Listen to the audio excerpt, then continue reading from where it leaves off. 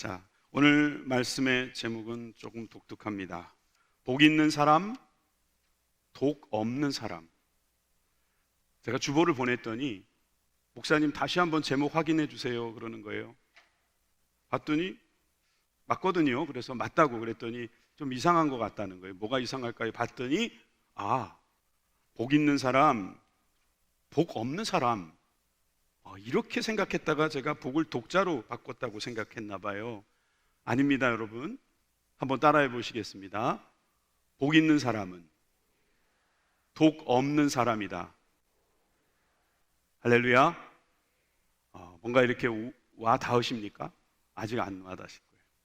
그런데 여러분, 이 복과 독은 얼핏 들으면 비슷한 말이지만 완전히 다른 말입니다. 여러분, 완전히 다른 말입니다. 여러분, 한 해를 복을 품고 사시겠습니까? 아니면 독을 품고 사시겠습니까? 한 해 뭔가 잘해보겠다고 해서 여러분들이 막 도끼를 품고 계신 분이 있어요. 그러지 마시길 바라요. 복을 품고 가셔도 됩니다. 복이 여러분들을 복된 길로 인도해 주는 거지 독이 복된 길로 인도해 주는 거 아니에요. 여러분, 기왕이면 여러분 말을 똑바로 하는 것입니다. 우리는 복을 품고 복 많은 길로 가는 사람들입니다. 할렐루야. 여러분, 제가 목이 마르면 이렇게 물을 마시지 않습니까? 이걸 가리켜 목마름이라고 합니다. 복이 마르면 복마름이라고 합니다. 우리 모두 복마른 사람입니다. 아니십니까? 안 그러면 왜 이렇게 새해 복 많이 받으라고 그렇게 인사를 많이 하셨습니까? 복 많이 받으시기 바랍니다. 여러분, 우리는 복마른 사람이에요. 어떤 분들은 왜 교회가 그냥 복, 다른 종교도 복 이야기 많이 하던데 기독교도 복을 이야기한다 그래요. 여러분, 기독교는 조금 다른 복입니다. 그래서 오늘 그런 이야기를 할 거예요. 어떤 한 어르신이 있는데 이 어르신은 딱 봐도, 누가 봐도, 언제 봐도 참 행복한 얼굴을 가지고 계세요. 늘 웃고 늘 그 표정 속에서 행복하구나 하는 생각이 듭니다. 그래서 물어봅니다. 어떻게 그렇게 항상 행복한 모습으로 사실 수 있습니까? 그 비결을 물었더니 이분이 이렇게 말하죠. 사람은 아침마다 눈을 뜨면 행복과 불행 중에 한 가지를 선택하지. 나는 늘 행복을 선택했을 뿐이야. 참 그 어르신의 말이 와닿습니다. 여러분들 가운데도 행복을 선택하는 분들이 있으실 거예요. 그렇지만 행복을 선택하지 않잖아요? 그러면 불행 쪽으로 갈 가능성이 있습니다. 왜 그러냐면 이 세상에는 너무 많은 독이 있어요. 여러분, 너무 많은 독이 있어요. 이 코로나도 그 독 중에 하나 아니겠습니까? 날씨가 추워지면 공기는 맑아지는데 옷은 더 입어야 하고, 날씨가 조금 따뜻해지면 공기가 나빠져가지고 옷은 벗고 다니는데 그런데 몸은 불편하고. 여러분, 이렇게 세상은 독으로 가득 차 있어요. 그러니까 우리가 가만히 있다 보면 중독되는 거예요. 독으로 물들 수밖에 없는 거죠. 그러므로 우리는 복된 인생이 되기 위해서는 이 독이 무엇인지도 알고 살아야 되는 거예요. 여러분, 이 세상에는 참으로 이렇게 피해야 될 일들이 많이 있습니다. 이제 새해가 돼가지고 우리가 어떤 결심을 하고 준비를 할 때에 이 말씀을 놓칠 수가 없어요. 여러분, 신명기 28장의 말씀 여러분 좋아하시잖아요.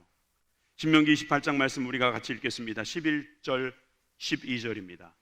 여호와께서 내게 주리라고 내 조상들에게 맹세하신 땅에서 내게 복을 주사 내 몸의 소생과 가축의 새끼와 토지의 소산을 많게 하시며 여호와께서 너를 위하여 하늘의 아름다운 보고를 여시사 내 땅에 때를 따라 비를 내리시고 내 손으로 하는 모든 일에 복을 주시리니 내가 많은 민족에게 구워줄지라도 너는 꾸지 아니할 것이요.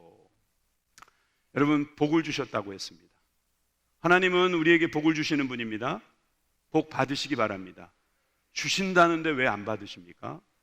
안 주신다는데 우리가 달라고 할 필요는 없어요. 그렇지만 주신다면 받는 것입니다. 이 말씀을 제가 한번 여러분들에게 다시 설명하기 원합니다. 주님께서 주리라고 약속하셨고요, 맹세까지 하셨어요. 그 땅을 복이라고 말씀하시는데 여러분, 소생이 늘어난대요. 가축의 새끼가 늘어난대요. 토지의 소산도 많아진답니다. 이것은 하늘의 아름다운 보고를 여신 덕분입니다. 하늘의 창고가 열리는 거예요. 하나님께서 우리에게 주시려고 예비하신 그 창고에서 하나님의 복을 풀어주시는데 때를 따라 비를 내려주시는 거예요. 비를 많이 내려야 될 때 많이 주시고 적게 내려야 될 땐 적게 주셔가지고 우리 손으로 하는 모든 일에 복을 주신다고 말씀하셨습니다. 내가 많은 민족에게 꾸어줄지라도 꾸지 아니하는 그런 넘치는 복이 여러분들 가운데 있기를 바랍니다. 여러분, 신명기에서 말하는 복은 바로 이것입니다. 계속되는 13절 14절의 복도 마찬가지입니다. 여호와께서 너를 머리가 되고 꼬리가 되지 않게 하시고 위에만 있고 아래에 있지 않게 하시리니 오직 너는 내가 오늘 내게 명하는 내 하나님 여호와의 명령을 듣고 지켜 행하며 내가 오늘 너희에게 명령하는 그 말씀을 따라 좌로나 우로나 치우치지 아니하고 다른 신을 따라 섬기지 아니하면 이와 같으리라. 그냥 복을 주시는 게 아니었네요. 그러니까 한국말은 끝까지 들어봐야 돼요. 하나님의 명령을 듣고 지키면 여러분 그것부터가 벌써 복이에요. 하나님의 말씀이 들립니까? 복입니다. 이걸 지킬 수 있습니까? 그게 복입니다. 이걸 떠나지 않을 수 있습니까? 복입니다. 균형이 맞습니까? 복입니다. 다른 신을 따라 섬기지 않게 됐습니까? 우리 하나님으로 충분합니다. 여러분, 이게 복입니다. 그러니까 위에 있고 아래에 있지 않죠. 네. 그 위에 있어도 교만하지 않죠. 위에 있다고 갑질하지 않죠. 대신에 갓질을 하죠. 갓질. 갑질이 아니라 갓질, G-O-D. 하나님께서 우리에게 주시는 복을 나누어 주는 소위 갓질을 하는 거죠. 여러분, 그런 복이 여러분들 가운데 있기를 바랍니다. 성경은 복을 약속하셨습니다. 그러면 그 복을 우리가 받는 것은 당연한 것입니다. 부모가 주시는 것을 자녀가 받는 것은 당연한 것입니다. 안 주시면 왜 안 주시냐고 물어봐도 되는 것입니다. 여러분들이 얼마나 대단한 존재인지를 꼭 이 시간 깨달으시기 바랍니다. 창세기에 보면 복은 옵션입니다. 요즘 옵션이 좀 특이하게 쓰이는 걸 봐요. 아파트를 들어가거나 아니면 이사를 갈 때 이것은 옵션이야. 그러면 이 딸려 있는 것을 옵션이라고 말하더라고요. 원래 옵션이라는 그게 아니에요. 이렇게 선택해가지고 집어넣은 것을 옵션이라고 말하는 거예요. 원래는 그냥 아무것도 없는 집인데 거기다가 냉장고를 옵션으로 넣어줬다, 이런 뜻이거든요. 하나님께서 우리를 창조하실 때도 처음에는 복이 없었어요. 그래서 주님께서 그 다음에 복을 넣어주신 거예요. 복은 옵션이었던 것입니다. 창세기 1장 27절을 보십시오. 하나님이 자기 형상 곧 하나님의 형상대로 사람을 창조하시되 남자와 여자를 창조하시고 하나님이 그들에게 복을 주시며, 보십시오. 복을 그 다음에 주셨잖아요. 창조하시고 그 다음에 복을 옵션으로 추가해 주신 거예요. 믿으시면 아멘 하십시다. 그러므로 여러분, 우리는 복을 받는 사람이에요. 복을 받아야 되는 사람이에요. 그런데 오늘 설교 제목은 복이 있는 사람이라고 했죠.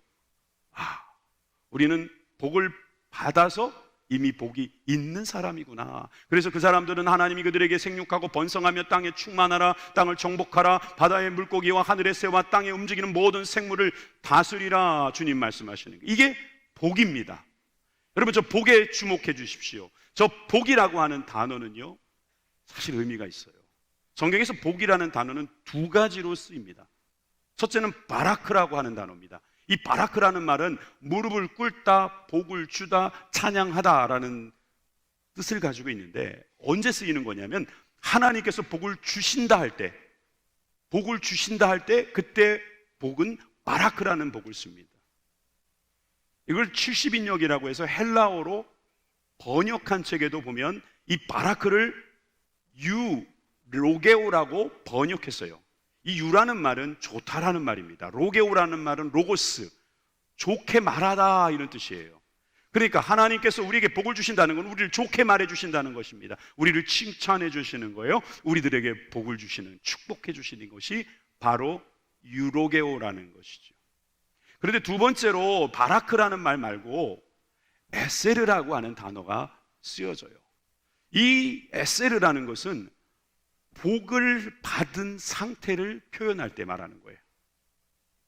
복을 받아서 그 복이 자기 몸에, 자기의 삶에 배어 있는 것, 그래서 복을 받은 그 상태를 묘사할 때는 에세르라고 하는 거예요. 복을 주다 할 때는 바라크, 복을 받았다라고 하면 에세르. 그래서 오늘 읽었던 시편 1편은 에세르고요. 아까 읽었던 창세기 1장 27절에 나오는 그 복은 바라크가 되는 거죠. 여러분, 우리는 바라크가 돼서 에세르가 되는 사람입니다. 그러므로 우리는 복을 구하여야 할 줄 믿습니다. 그리고 복을 받은 상태로 우리는 살아가야 되는 것입니다. 새해에도 이 복이 여러분들 가운데 있길 바랍니다. 이 에세르라는 말은 헬라어로는 마카리오스라고 합니다. 헬라어를 쓰던 사람들이 사막을 걸어가다가 갑자기 오아시스를 만나면 마카리오스라고 말한답니다. 이야, 행운이다, 행복하다, 마카리오스 하는 거죠.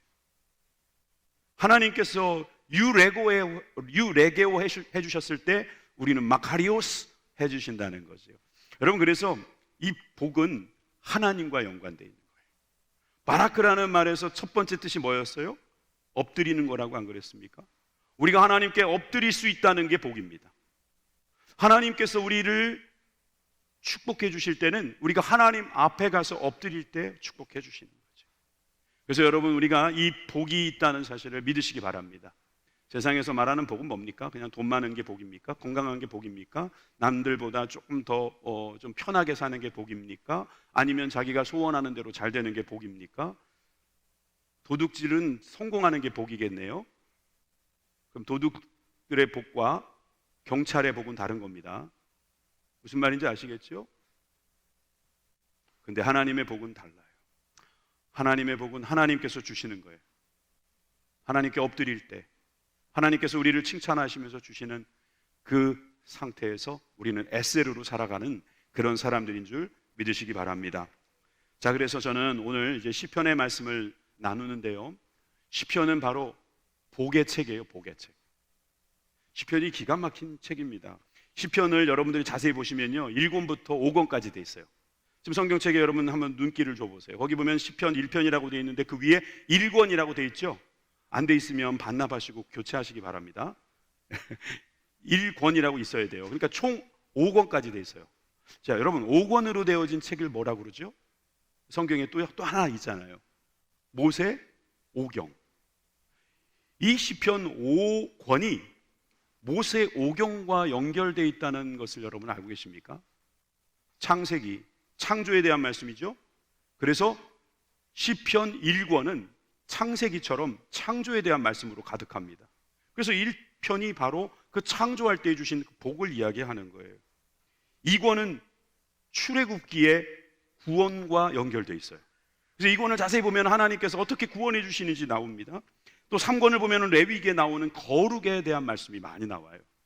또 4권을 가면은 뭐가 있어요? 민수기잖아요. 광야 생활처럼 하나님께서 인도해 주시는 생활에 대한 것이 4권에 나오고, 5권에 나오면은 온통 하나님의 은혜로 충만한 신명기, 은혜와 감사가 넘치고 하나님이 주시는 복을 누리는 그러한 신명기에 대한 말씀이 시편의 1권부터 5권까지 모세 오경처럼 나오고 있어요.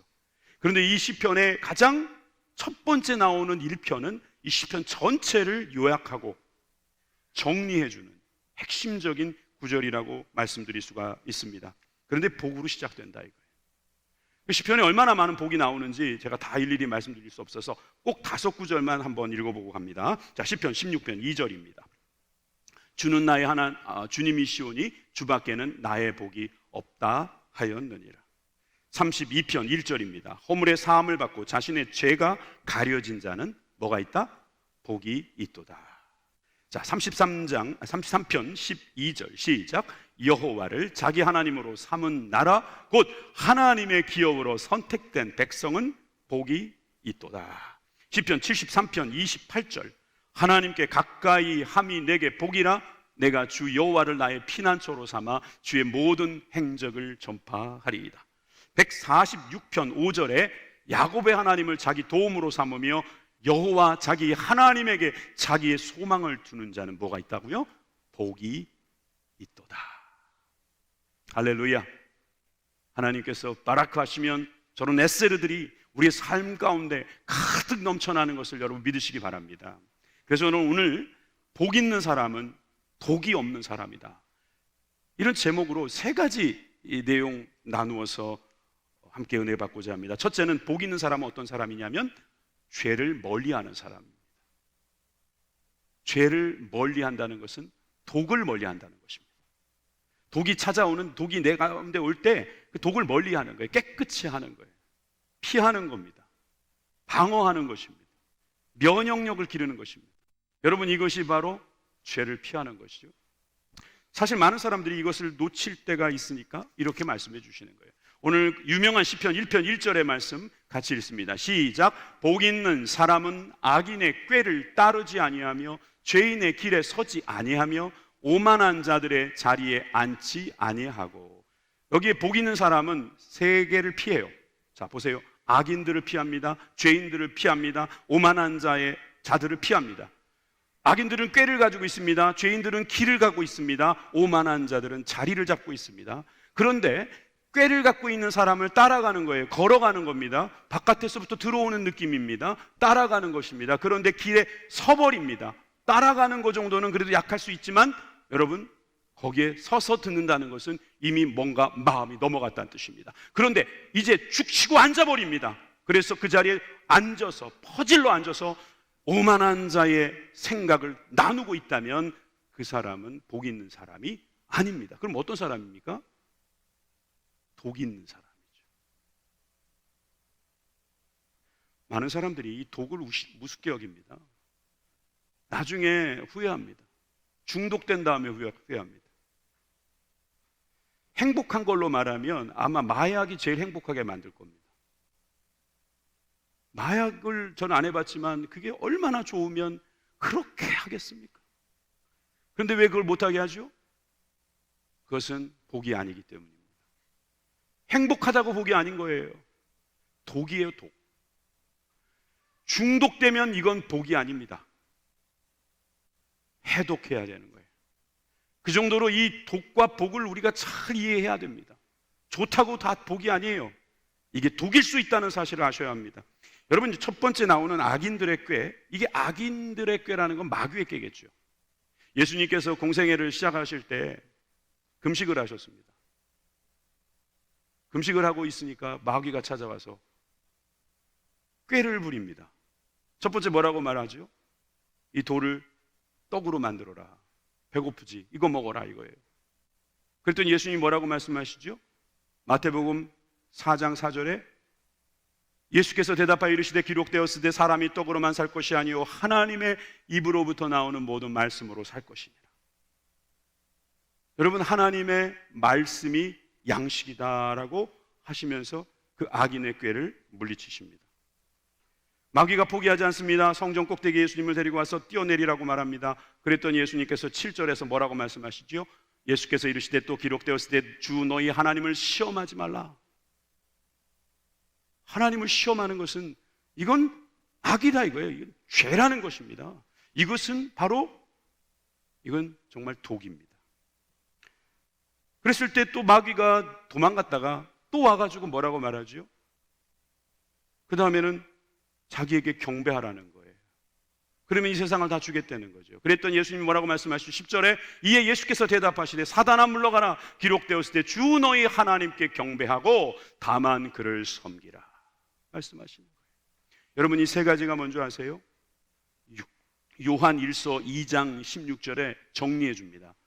이는 세상에 있는 모든 것이 육신의 정욕과 안목의 정욕과 이생의 자랑이라는 거예요.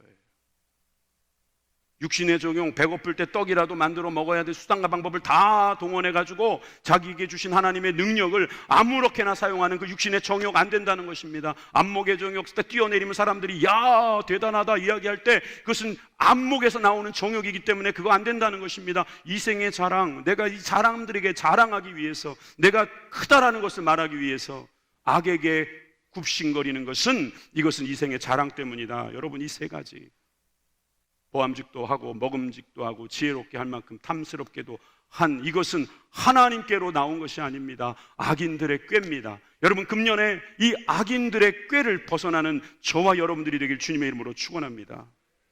죄인들의 길이 있습니다. 죄인들의 길은 넓습니다. 죄인들은 많거든요. 일단 죄인들은 많다고 생각하시면 됩니다. 성경에 그런 말씀 있습니까? 예, 있습니다. 마태복음 7장입니다. 여기 7장에 보니까 좁은 문으로 들어가라 말씀하십니다. 멸망으로 인도하는 문은 크고 그 길은 넓어 그리로 들어가는 자가 많고. 여러분, 많은 사람들이 모인다고 다 좋은 게 아닙니다. 블루오션, 사람들 안 가는 곳입니다. 레드오션, 사람들 많이 가는 곳입니다. 세상도 그걸 알고 있습니다. 사람 쏠리면 이미 끝난 겁니다. 여러분, 사람 없는 곳으로 가세요. 그곳에 생명으로 인도하는 문이 있다는 거예요. 근데 세상 사람들 보세요. 돈이 된다 그러면 모입니다. 막 행복하다고 모입니다. 그거는 중독되는 것입니다. 좁은 길로 가셔야 돼요. 좁은 문이 좋습니다. 좁은 문으로 들어가려면 겸손해지잖아요. 여러분, 겸손해지셔야 합니다. 특히 목회자가 겸손해야 합니다.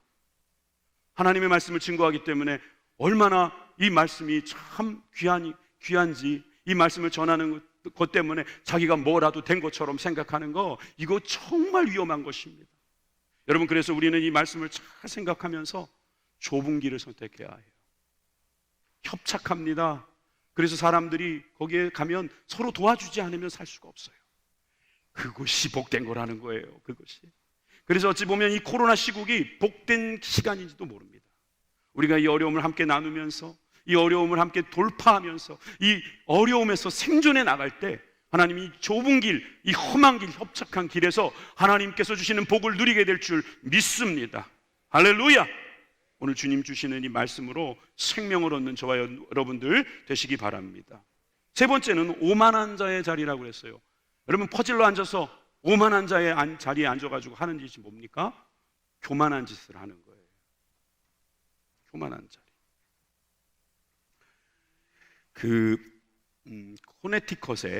미국 코네티컷에서 있었던 일입니다. 실제로 두 자매가 있었습니다. 이 두 자매가 사이가 좋았습니다. 참고로 연세는 87세, 84세. 지긋하신 분이죠. 이 두 분이 취미로 하는 일이 있었습니다. 연세가 많으시니까 그럴 수 있다고 제가 생각합니다. 복권을 샀습니다. 그런데 동생이 복권에 당첨된 겁니다. 16만 달러. 거의 1억 2천 정도 되더라고요.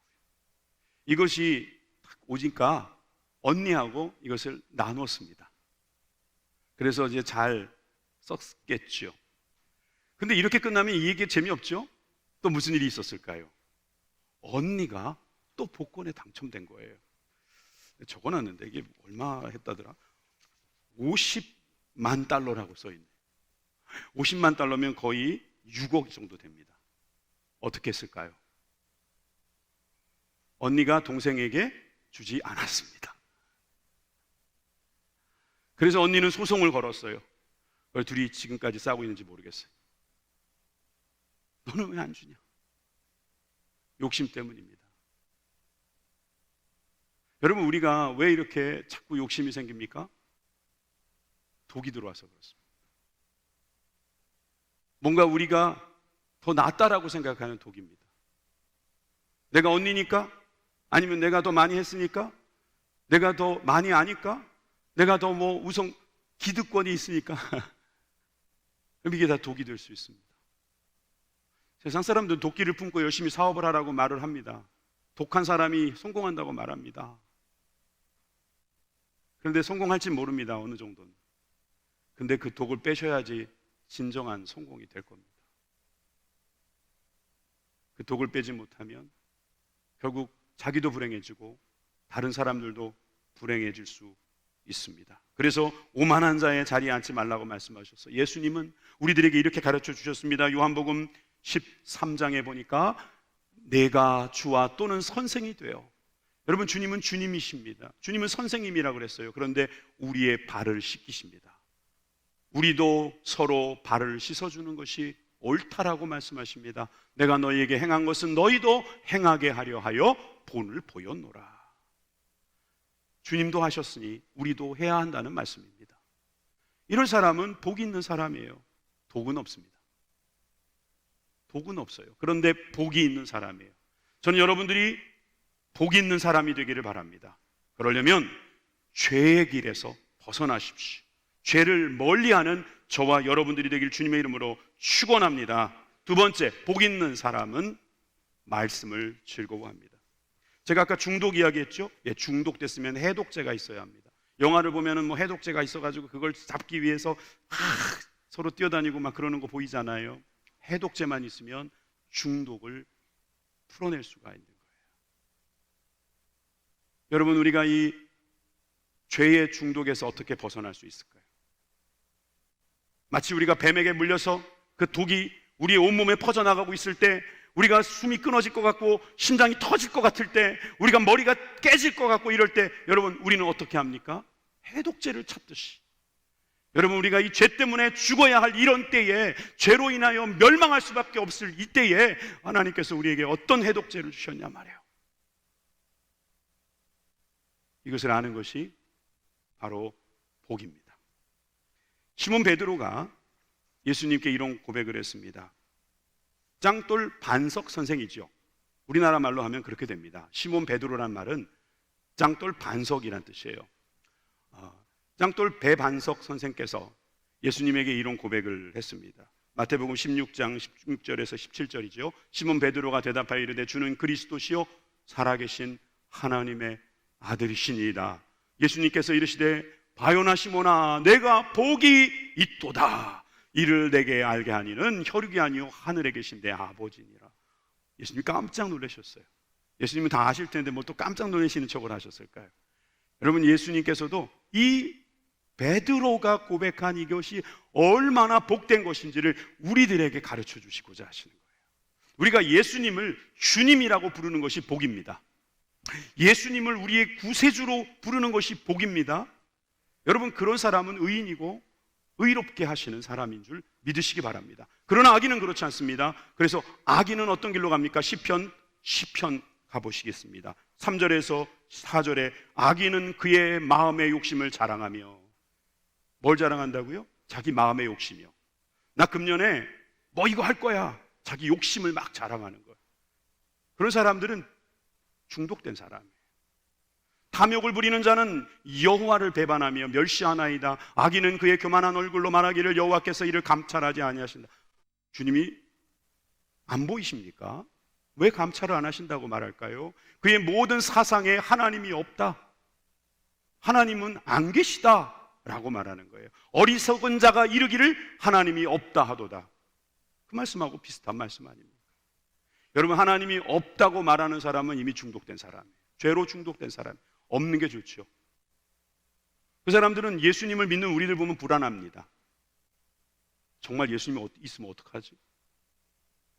야, 이거 큰일인데? 이런 생각도 들면서 우리가 뭐 잘못된 일을 하면은 거봐 없잖아 이러는 거예요. 근데 또 다시 우리가 정신 차리고 또 예수님 잘 믿으면 또 불안해지는 거예요. 예수님이 진짜 하나님의 아들이면 어떡하나? 그러지 말고 예수님 믿는 게 좋죠. 예수님을 믿는 것이 바로 복입니다. 할렐루야. 여러분, 예수님 믿으시면 아멘 하십시다. 예수님은 어떤 분이십니까? 말씀이셔요, 말씀. 그래서 시편은 이렇게 말씀합니다. 1편 2절에 오직 여호와 율법을 즐거워하여. 그러니까 복 있는 사람은 오직 여호와의 율법을 즐거워하는 사람이에요. 그 율법을 주야로 묵상합니다. 믿으십니까? 여러분, 그래서 여호수아는 이렇게 말했습니다. 1장 8절에서 여호수아는 이렇게 말했죠. 이 율법책을 내 입에서 떠나지 말게 하며 주야로 이것을 묵상하여 그 안에 기록된 대로 다 지켜 행하라. 그리하면 내 길이 평탄하게 될 것이라. 내가 형통하리라.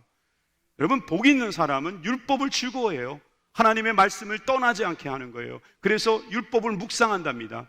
그러니까 묵상한 것대로 사는 거죠. 여러분, 묵상한다는 단어는요, 하가라고 합니다. 하가. 비둘기가 내는 소리, 구구구구구. 비둘기가 소리를 내면서 음식을 먹듯이 하나님의 말씀을 늘 그렇게 먹는 사람, 묵상하는 거라고요. 또 다른 뜻으로는 반추한다는 뜻이 있어요. 여러분, 소들이나 뭐 이렇게 장이 긴 동물들은 되새김질을 하잖아요.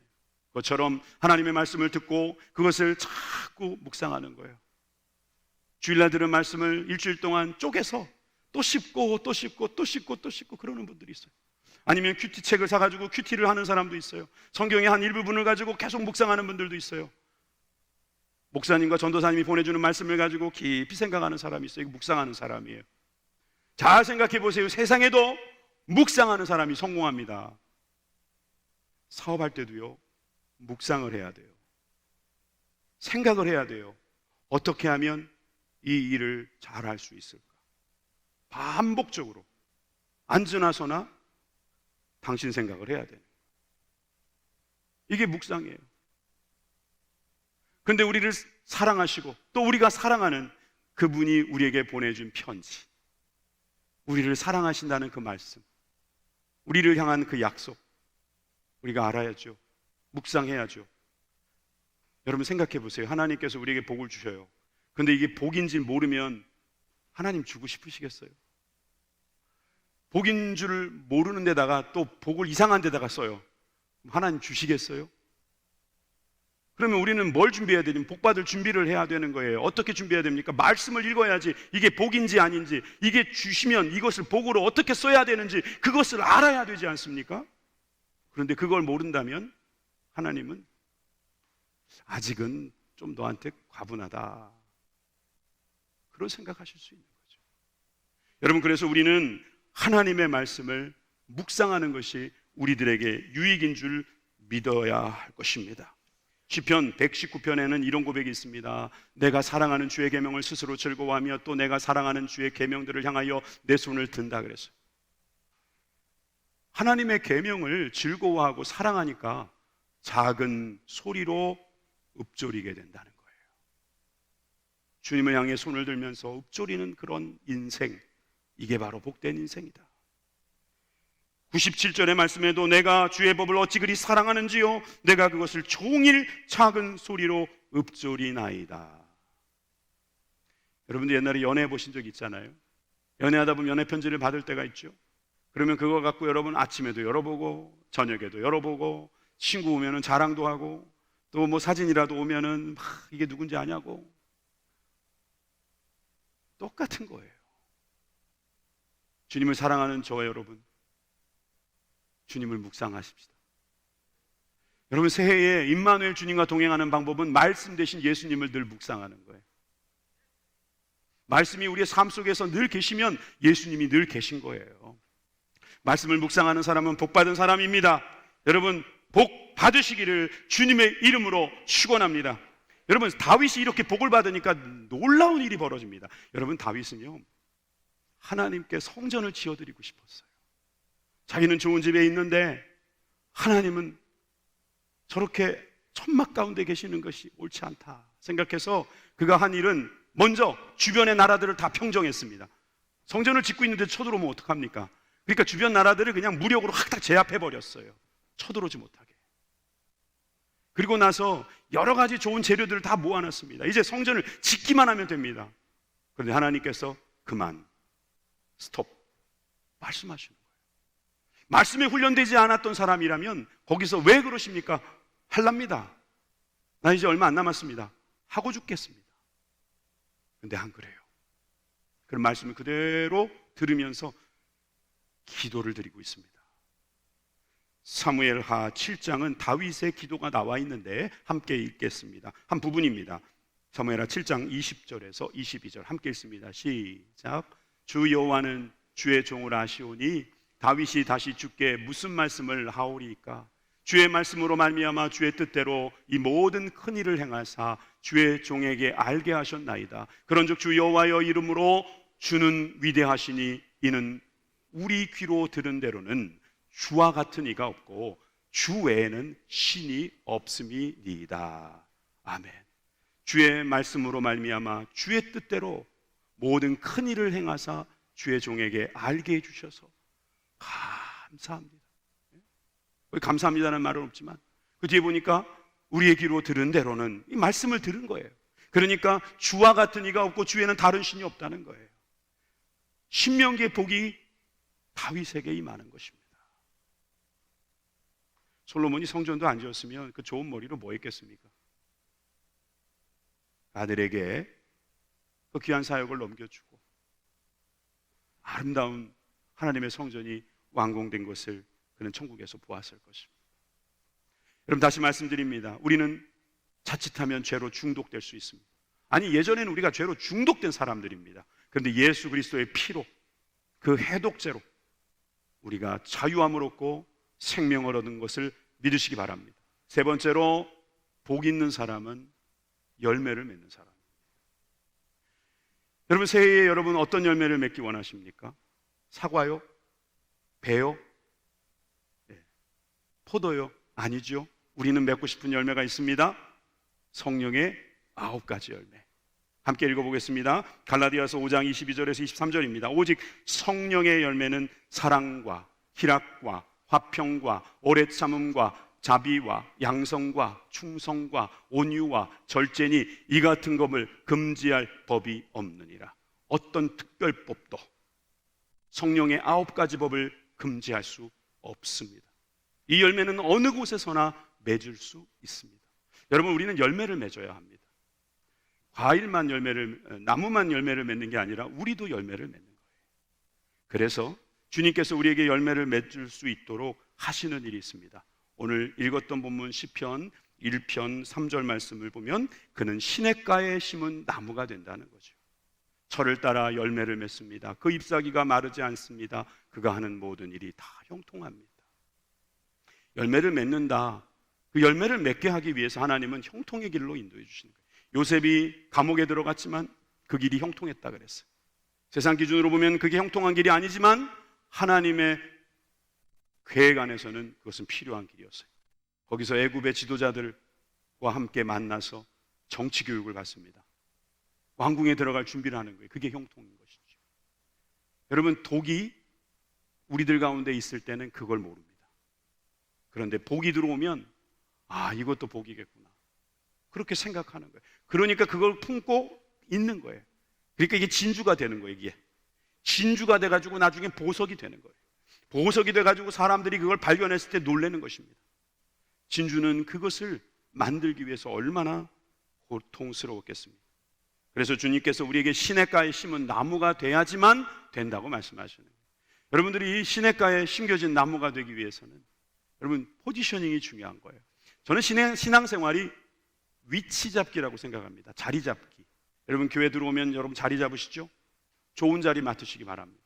기둥 뒤에 계신 분들은 잘 안 보이실 겁니다. TV를 달아드렸습니다만은 조금만 걸 보셔야 되고, 이 앞에 계신 분은 저의 침 튀기는 것까지 보실 겁니다. 그러면서 얼마나 제가 열정적으로 설교하는지를 보시는 분들도 있습니다. 또 멀리 계신 분들은 그냥 조금 느슨하게 예배 드릴 수는 있을지 모르지만 여러분 빨리 집에 갈 수는 있겠네요. 신앙생활에는 자리 잡는 게 중요합니다. 장사만 목이 중요한 게 아니라 신앙생활도 어디다 자리 잡느냐가 중요한 거예요. 요즘 유튜브가 많아가지고 많은 설교들을 여러분들이 들으시는 것 같아요. 괜찮습니다. 그런데 조심하고 들으셔야 합니다. 맨날 자기가 듣고 싶은 설교만 들으시면 안 됩니다. 이미 그 설교자는 그 회중들에게 준비된 사람입니다. 그 앞에 있는 사람들은 금식하고 앉아 있는지도 모릅니다. 그 교회는 이미 헌신된 성도일 수도 있습니다. 그 분들은 이미 환난을 지나가고 있는 사람들일 수 있습니다. 그런데 그 사람들에게 전해지는 설교를 마치 자기 것인 양 듣고 나서 지식만 많아지는 거예요. 그러면 어떻게 되는 줄 아세요?